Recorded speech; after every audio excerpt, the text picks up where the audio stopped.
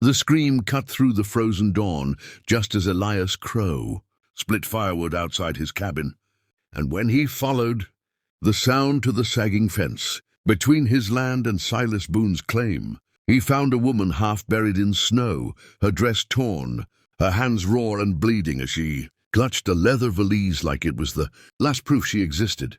And before he could ask her name, she whispered that Silas had vanished the night she arrived by train, leaving her locked in an empty house with no food, no fire, and a note promising he would return. A promise that rotted as fast as the meat in his smokehouse. And Elias felt the ground tilt because Silas had been his neighbor for 10 years, and men did not simply disappear unless they were running or dead. And when Elias tried to help her stand, she collapsed, revealing bruises on her wrists shaped like fingers, shocking him into realizing someone else had been there, someone who had not wanted her alive. And as he carried her toward his cabin, the wind rose like an angry crowd, forcing him to choose between turning back or dragging a stranger into his life. And he chose without thinking, unaware that the choice had already been made the moment. He saw fear in her eyes and recognized it as the same fear he carried from a war he never spoke about. And inside the cabin, as he thawed her frozen boots and poured broth between her trembling lips, she told him her name was Clara, and that she had crossed an ocean to marry a man she had never met because his letters promised safety. And Elias watched the door as she spoke, convinced someone would kick it in to finish what they started, because the tracks near the fence were not hers alone.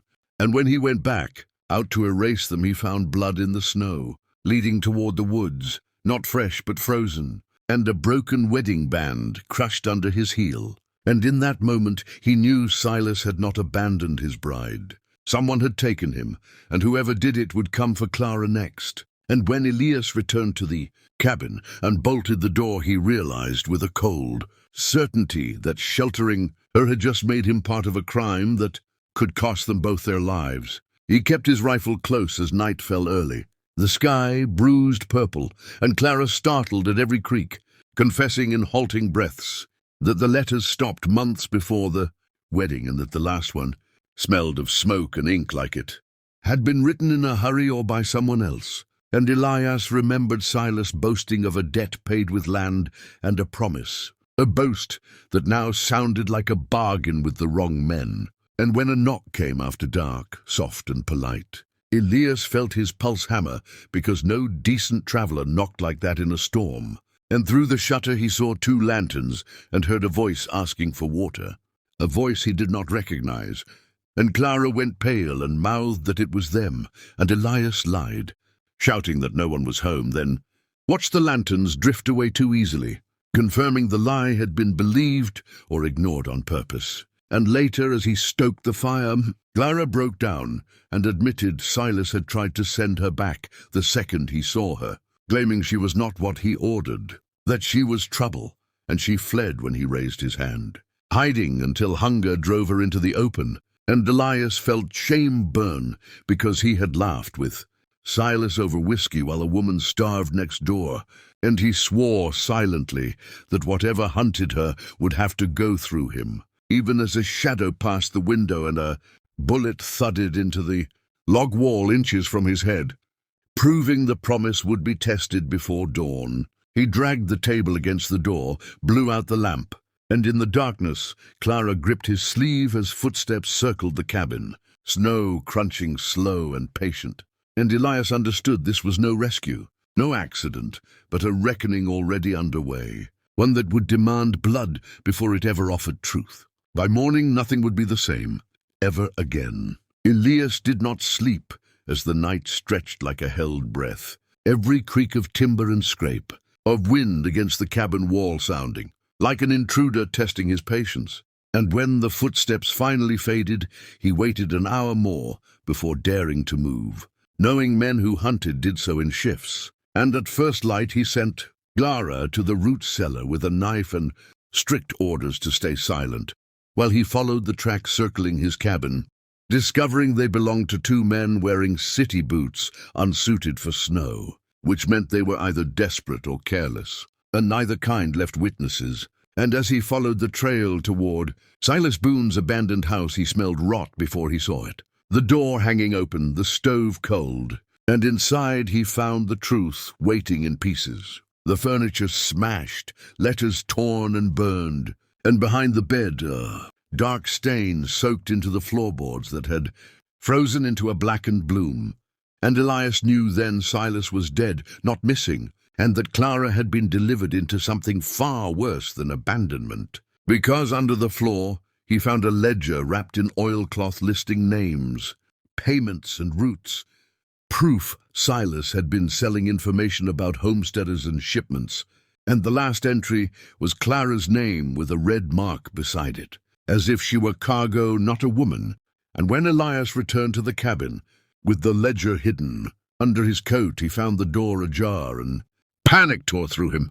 But Clara was inside, shaken, whispering that a man had come pretending to be a lawman, flashing a badge too clean to be trusted, asking questions about Silas and warning her she would be arrested if she lied. And Elias felt a cold fury because badges meant nothing this far out. And worse, it meant the men were confident enough to step inside his home. And when he told Clara what he'd found, she went silent, then said she believed Silas had tried to back out, that the night she fled, she heard him shouting that he would not hand her over, that she was not part of the deal.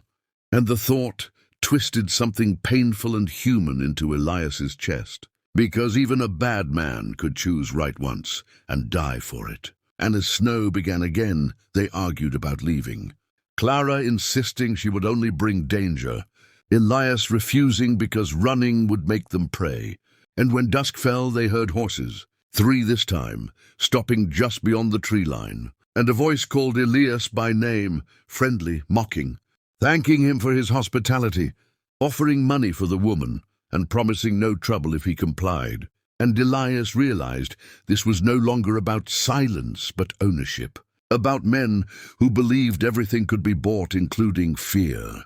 And when he answered by firing a warning shot into the dark, the response was immediate. Bullets tearing through the walls, splintering logs, forcing them to crawl, and in the chaos, Clara grabbed the ledger and ran for the back door despite his shout, because she had decided she would end it herself. And Elias chased her into the storm as flames licked up the side of his cabin, set deliberately, and he tackled her just as a shot grazed his arm, blood hot against the cold. And they fled toward the ravine where Elias had once hidden from soldiers, a place of shadows and narrow escape. And as they slid down the icy slope, he knew there would be no hiding now, no waiting it out, because the men behind them were laughing, confident, certain that by sunrise one cabin, one woman and one stubborn cowboy would be nothing but a story buried under snow. And Elias realized the only way this ended was by dragging the truth into the open, no matter how many men it destroyed along the way. The ravine swallowed them in white silence, broken only by Elias's ragged breath and the crackle of his burning cabin above. And as they reached the frozen creek, he forced himself upright, knowing flight was finished and only confrontation remained. And when the men followed, lanterns bobbing like false stars, Elias stepped into view, with the ledger raised, and shouted that every name in it would reach the marshal by morning. A lie sharpened into a weapon, and for a heartbeat it worked. The men hesitating as the one with the false badge snarled that Silas had been warned not to grow a conscience, that brides were ordered cheap because no one came looking for them. And Clara felt something inside her harden and break, because the truth was worse than fear. It was casual, and when the first shot rang out, she did not scream but threw the ledger into the creek, watching the oilcloth sink beneath the ice, forcing the men to rush forward in fury. And Elias moved then with the calm of a man who had already died once, firing, reloading, dragging one attacker down onto the ice where it cracked and swallowed him whole, his screams cut short by black water. And the second man fell to Clara's knife when he grabbed her, shock flashing across his face, as if women were not supposed to fight back. And the last man ran, slipping, vanishing into the trees, leaving silence and steam and blood behind. And when it was over, Elias collapsed, his wound deep, his strength spent, and Clara pressed her hands to him, begging him to stay awake, promising anything, everything, and he smiled weakly because promises had ruined enough lives. And by dawn a real marshal arrived, drawn by smoke and shots, and took the story in grim silence, nodding when Elias named names he remembered too well. And days later Silas Boone was found buried shallow, with a bullet through his heart, and a letter in his coat pocket begging forgiveness for trying to save a woman he barely knew. And Clara wept for a man who had failed her but tried at the end, and for the life she thought she would have.